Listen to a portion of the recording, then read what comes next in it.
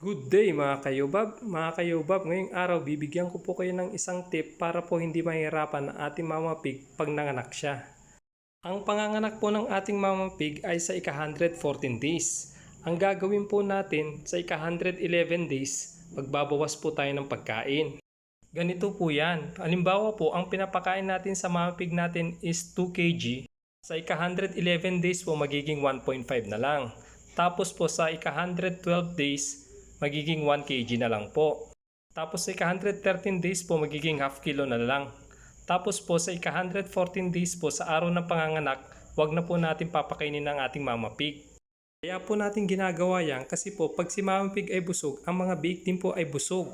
Natutulog lang po yan. Pero pag po si mama pig ay gutom, ang mga biik din po ay gutom. Kusa pong lalabas yan.